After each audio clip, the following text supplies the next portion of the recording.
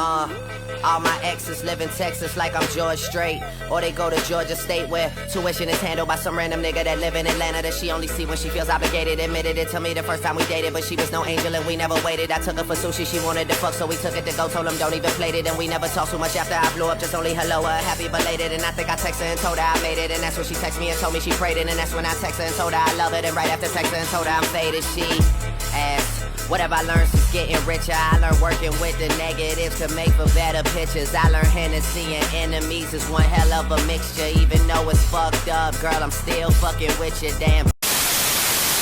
When they get my shit and play it, I ain't even gotta say it, they know.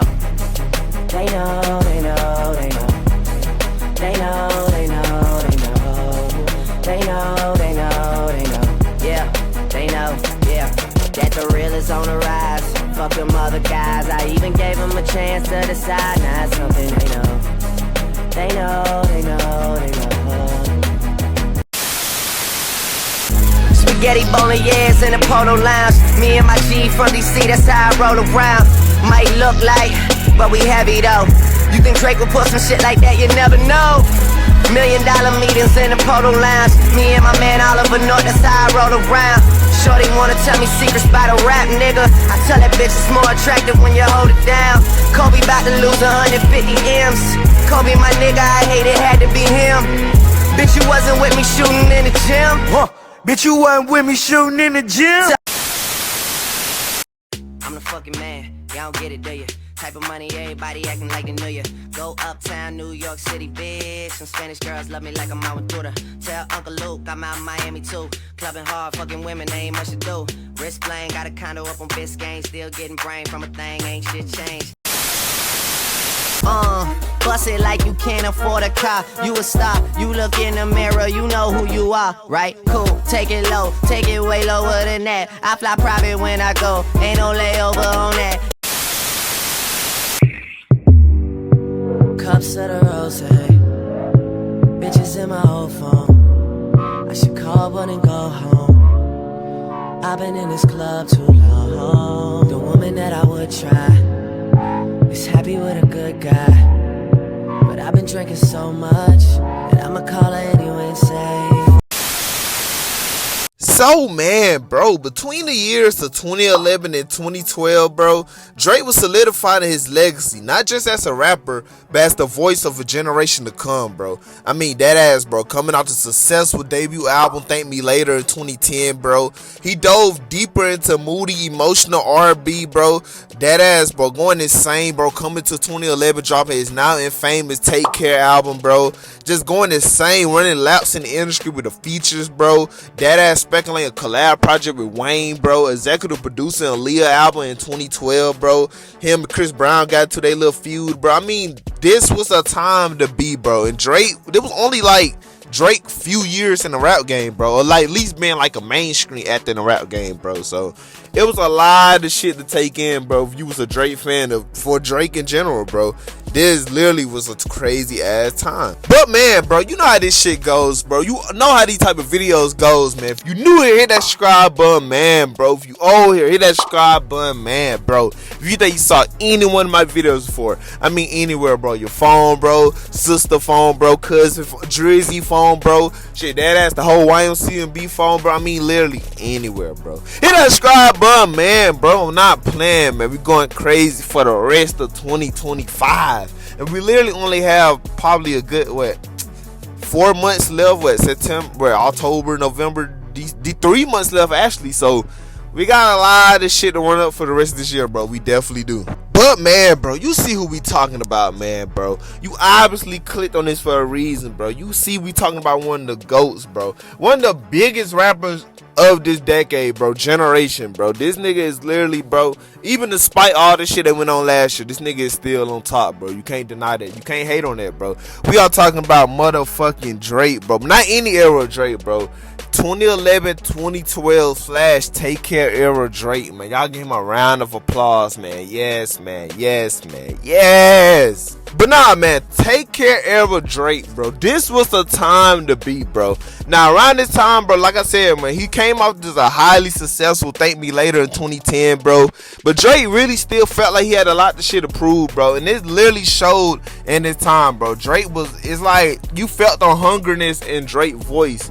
And that what made the music so pure and so fire, bro, because you felt the hungerness, bro. Like, you could tell he really wanted this shit, bro. So it showed and all that other stuff, bro. And this literally was one of the eras that Drake fans, even include myself, literally, like, praised a lot, bro. Cause Drake got many golden eras and shit. Now, me personally, bro, I had to say this before the video truly starts. Take Care is not really my favorite album from Drake. It's definitely one of my top favorite albums from him. But nothing was the same is literally one of my favorite albums from Drake, bro. That's probably Drake's best album ever, bro. I will do a video on that in the future, bro. That would definitely be the next Drake video I would do. Cause that was an era and an album that would just honestly fucking gold, bro. It literally was. But I don't want to keep this intro going that long, cause I know I've been talking too fucking much, bro. So y'all should already know by now, man. Of course y'all do, bro. I really have no things for you and your girl to do, bro. The only thing I really want y'all to do, honestly, bro, just sit down, listen to me yap, and listen to me how yap on how long this video finna be. So, man, bro, if you really got to get to the Take Care era, bro, you have to truly take it all the way back to 2010 Thank Me Later, bro. The debut album from Drake that dropped in June of 2010, bro, and was a commercial success, bro. Debuted at #1, bro, had hella bangers like Over, Find Your Love, Miss Me, hella hits, etc., bro. But to Drake himself, bro, the album felt like a bit kind of rushed and too polished, bro, because you got to think, bro, take it back to 2009 So Far Gone mixtape, bro, that had dropped, bro. That then it was the breakout tape for Drake, but that dropped around the blog era and shit like that, man. I mean, this tape, that ass, like, kind of made Drake a household name and shit like that. Half of the songs on this tape was going viral.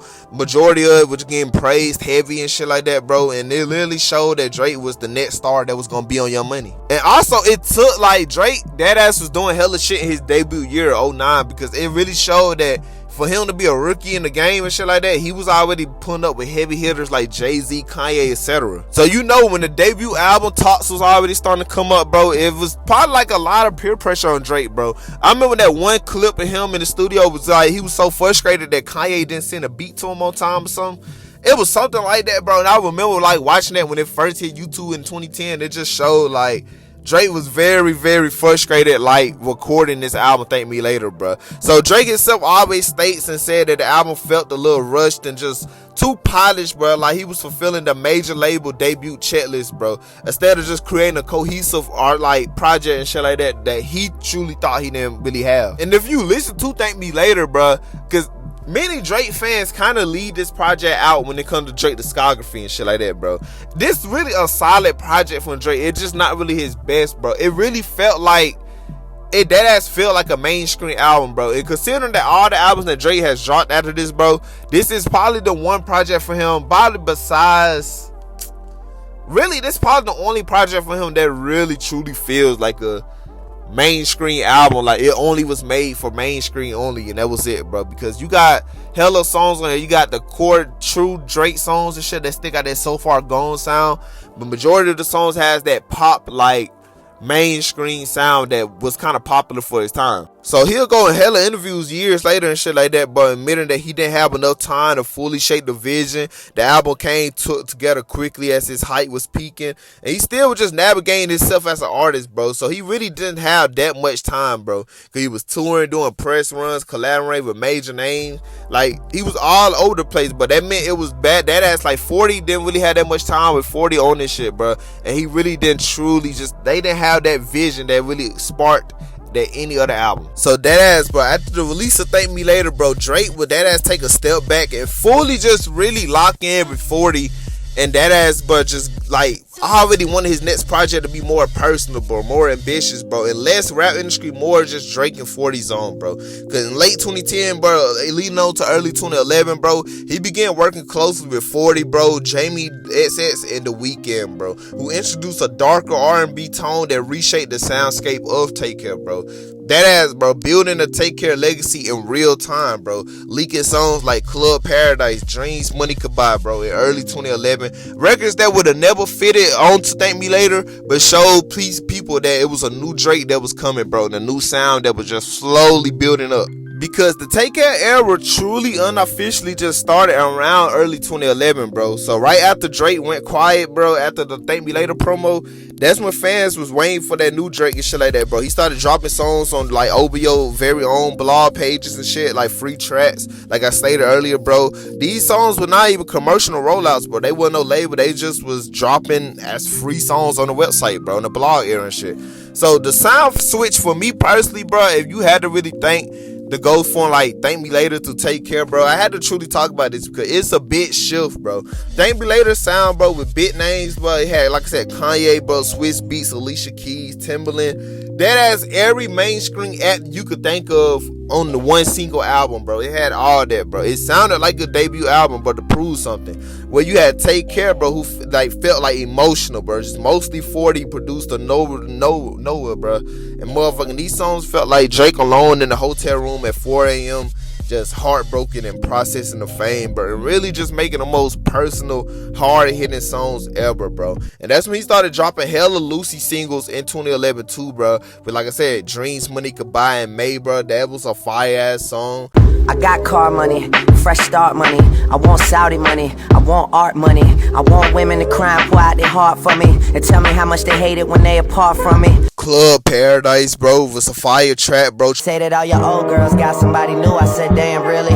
Even Rosemary, even Leanne Sealy, they said fucking right, they were the first to go. It's nothing personal, it's just that all them women that you slept on were working, though. They been saving up, new niggas came around, they been waking up with, I swear, you don't know this city anymore. They might have loved Trust issues, bro.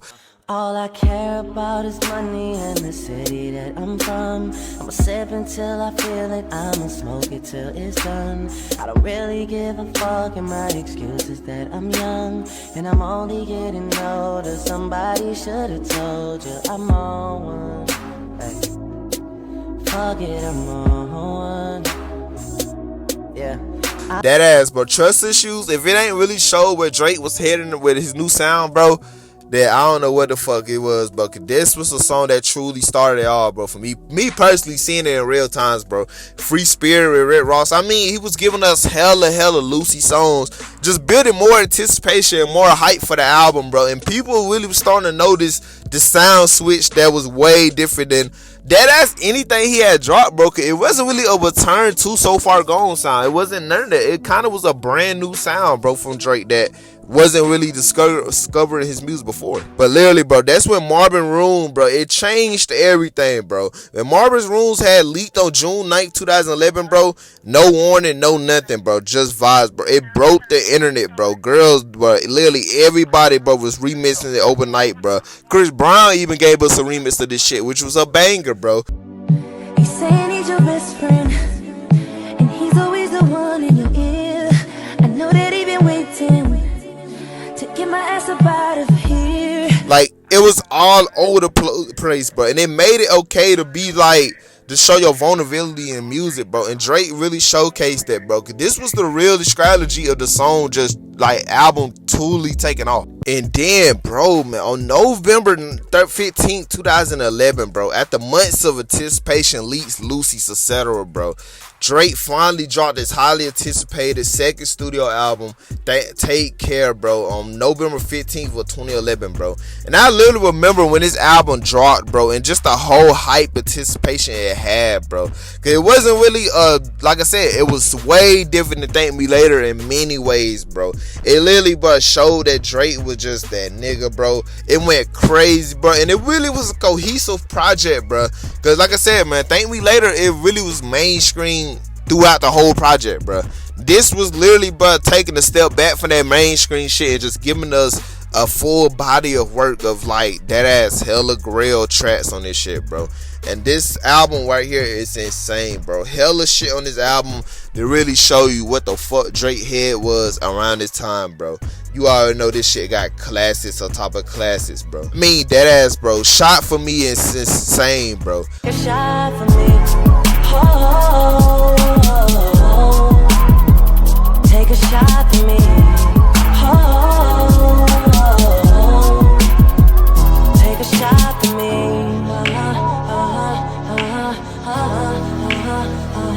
A shot for me. Yeah, a shot for me.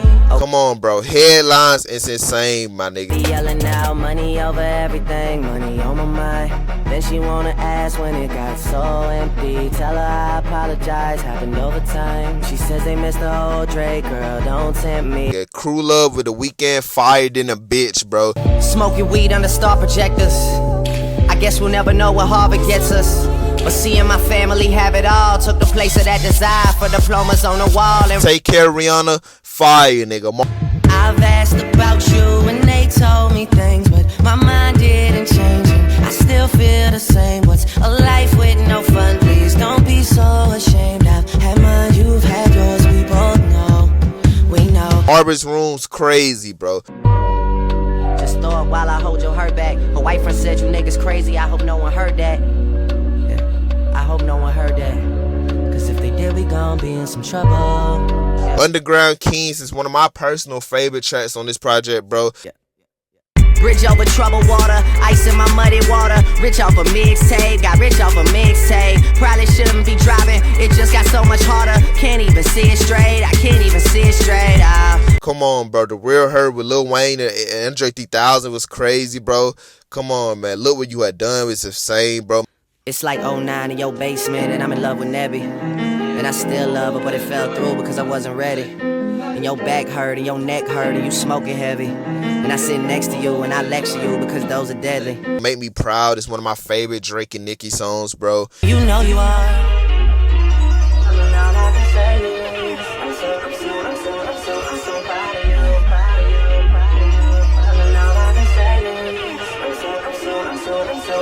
Hell yeah, fucking right, bro. Come on, bro. Say hell yeah, hell yeah, hell yeah. Fucking right, alright. And we say hell yeah, hell yeah, hell yeah. Fucking right, damn right, alright, oh yeah. The Ride, if you know, you fucking know. You won't feel me till everybody say they love you, but it's not love. And your suit is ox blood, and the girl you fucking hate you, and your friends faded off shots of what you ordered to forget about the game that you on top of. Your famous girlfriend ass keep getting thicker than the flock does. I mean, literally, bro, bangers up top of bangers, bro. And like I said, bro, The Weeknd, bro, and I know a lot of people to this day, even to this day, bro, they love to just throw The Weeknd all over this shit, bro. But no, bro. And don't get me wrong, The Weeknd helped shape the album's emotional tone, bro. But if you really take it back, like I said, bro, they started working on this album in late 2010. I don't even think The Weeknd was in a picture when they started really working on this album, bro. So the album already had that cohesive, emotional sound, bro. But The Weeknd, bro, him blowing up so fast and so quick in like the early 2011, bro, with his songs and shit like that, his mixtapes, it just, a lot of people, and Drake caught on to it early on. So, you know, it just, he really dead ass helped shape, but people love to give The Weeknd his full credit. Like, he dead ass wrote every song, but really, The Weeknd only just got helped craft Shot For Me, The Ride, and Crew Love, bro. Everything else, bro, was really just Drake, like, vision, bro. So it's like, I just had to say that because I know a lot of people love to pinpoint The Weeknd, but The Weeknd just helped a little bit. He didn't really shape the album, though. And this album was a hit, literally, bro. This kind of what made Drake a household name, like the kind of unstoppable force to be reckoned with, bro. Because the way it was looking, Drake looking like he was gonna be another rapper who was gonna just only do like mainstream shit. But bro, he really showed another side of himself early on in his career too, bro. He only did this shit like a year or two of being famous in the industry, bro. So to take the risk like that early in his career, bro, I gotta give Drake his praise heavy, bro, because that's a lot of shit to take in, bro. Because he could have just followed up with another rapidy album, bro, but he did something way different that was kind of out of box for him. And you know, this album had hella shit that went with it, bro. It won a Grammy at the 2013 Grammy Awards, bro. But it literally, bro, it was all over the place, bro. It was one of them projects that you just that ass had to be there to experience it real time. Like I said, bro, you know Drake is the king of doing features, bro. You know he was all over the place in late 2011, bro. Come on, bro. His features all over the place, man. With songs like She Will with Lil Wayne was crazy, bro. She just started to pop it for a nigga and look back and told me, baby, it's real, it's real. And I say I ain't doubt you for a second. I squeeze it and I could tell how it feel. I wish we could take off and go anywhere but here, baby, you know the deal. And she bad, so maybe she won't, but shit, then again, maybe she will. Come on, bro. One was insane, my nigga, which was Flip to Trust Issues. I'm getting so cold. I ain't went this hard since I was 18. Apologize if I say anything I don't mean. Like, what's up with your best friend? We could all have some fun, believe me. And what's up with these new niggas? And why they think it all comes so easy? Come on, bro. Walk a flock around of applause was crazy, bro. Made Man with Rick Ross, an underrated gem right here, bro. If you know, you fucking know.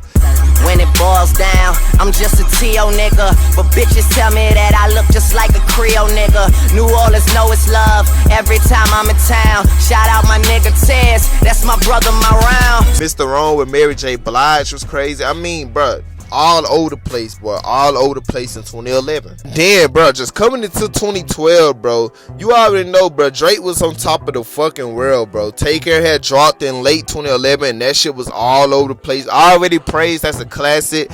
He was going insane, bro. 2012 was really going to be another just groundbreaking year for Drake, bro. The tour was going ham, bro. It was literally hella shit, bro.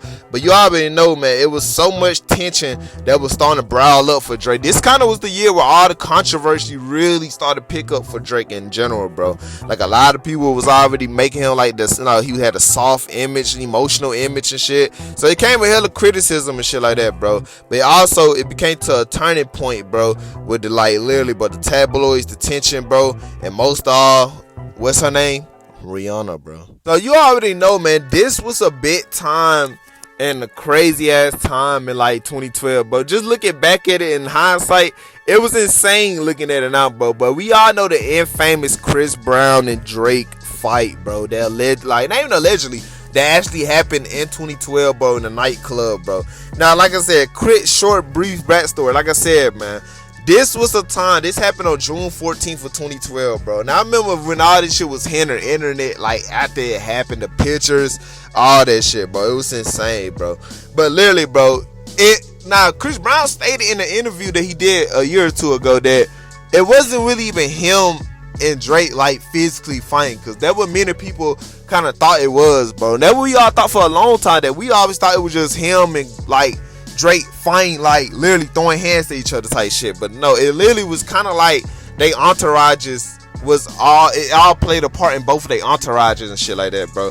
But if you don't know, man, like I said, man, Drake and Rihanna, bro, was kind of like, it was kind of starting to get to a point where it was starting to like they was starting to build a, like, more than a friendship relationship and shit. You know, Drake going to interviews saying he was in love with Rihanna and shit. You know, it was, you know, they had that song together in 2010 and shit. Like, it was just, you always saw them in 2011, 2012 with each other and shit like that, bro. Like, it looked like they was onto something, you know. And Chris Brown and Rihanna, we all know the Chris Brown Rihanna incident that happened in 2009 and shit like that, bro. But they kind of had an on and off, like, relationship at that point too, bro. Cause, you know, the 2011 they was like, you was spotted together pictures.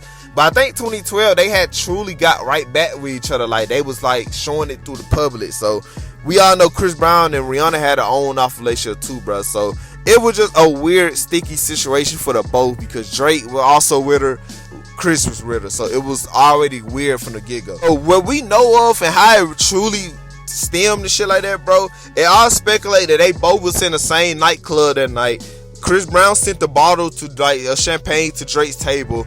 Drake supposedly sent it back with a note about Rihanna saying, "I'm fucking the love of your life," as alleged in the tabloids and shit. So things escalated quickly, bro. Bottles was thrown, security, bystanders got injured. Chris Brown got injured, bro. He had posted that picture of him with a little shit on his chin, bro. So it was one of the things that was going on in hindsight of the internet, bro. The internet was turning this to big ass situation that was started as something so small and it escalated to something so big, bro. And you know, it always like, you know, one thing it go always resort back to, it go always resort back to the music, bro. And that's literally where it was, bro. For many years, bro, it was hella like just subliminal disses, but mainly in 2012, bro, it was hella subliminal disses, bro. When Chris Brown dropped that I Don't Like remix and shit like that, bro, he was going off on Drake. Oh fuck, nigga, that's that shit I don't like. They throwing bottles, I'm throwing mine. Just cause I give a bitch a long pipe. Doing shows on the soccer field, that's dome, right? I be singing, he be singing, so it's on sight. But hold up, I ain't give a nigga no green light. This head up, my bread up. One-on-one, what you scared, bro? Matter of fact, take. And then Drake responded, bro, so like with jazz and songs and interviews, bro, just going to ham, bro. But mainly he responded at 5 a.m. in Toronto in 2013, and also in the language, bro. He just was going ham, bro. It was hella shit that was going crazy. Now we all know that Drake and Chris, you know, they are friends now. They had a big hit a couple years ago. They are cool now and shit like that, bro.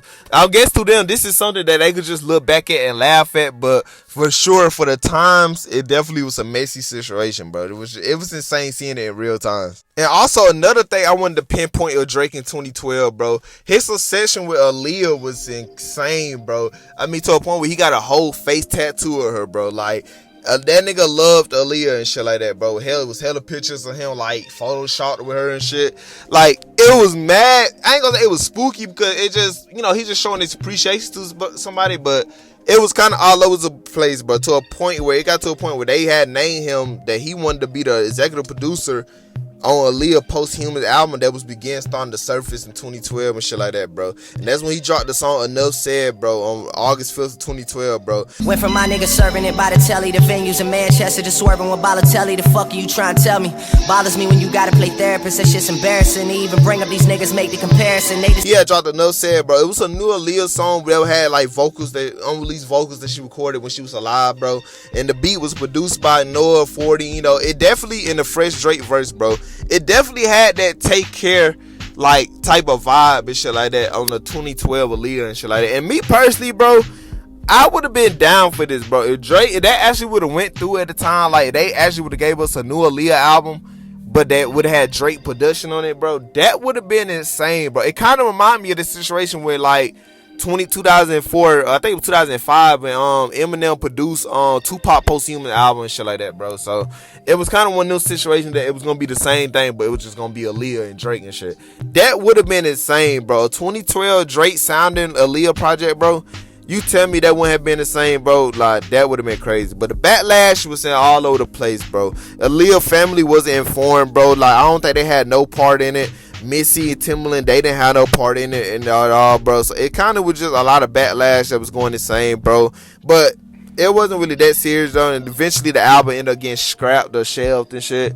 They never really picked back up on it and shit like that. And I hate that it didn't, because that probably would have been insane, bro. But knowing that the family didn't really have no input on it, I guess. So, you know, it's understandable.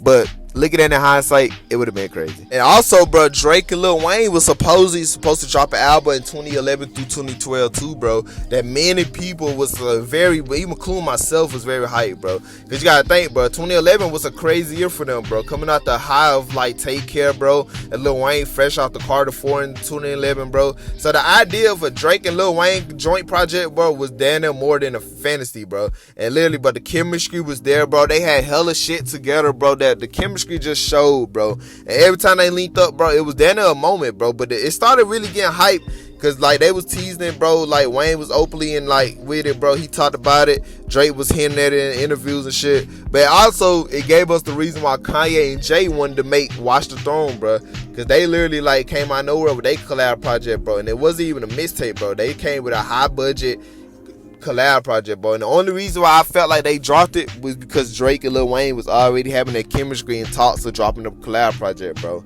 Like, and they had the same exact vibe, bro. But literally, bro, I wish that this happened, bro. This was a collab tape I truly would have wanted, bro. Because this is prime Drake, but it's kind of like the end of prime Wayne. But we all know Wayne like the chemistry him and Drake had, it would have went crazy, bro. I wish this would have dropped, bro, but unfortunately it didn't, bro. And like I said, bro, it's not really an era of Drake, bro, where he's not dominating with the features, bro. His 2012 features was also insane too, bro. Come on, bro. Stay Scheming with Rick Ross was insane, my nigga. Bothers me when the guards get to acting like the bras. Guess every team doesn't come complete with niggas like ours. That's why I see no need to compete with niggas like y'all. I just ask that when you see me, you speak up, nigga, that's all. Come on, bro. Pop that French Montana was crazy, bro. Being single, seeing double, making triple. I hope you pussy niggas hate never make a nickel. It's good to make it better when your people make it with your money coming, money going. Ain't like you could take it with you. Goddamn motherfucking 2 Chainz, bro. Come on, man. No Lie was all over the place that year, bro. That's all that look like what's her name. Chances are it is what's her name. Chances are if she was acting up, then I fucked her once and never fucked again.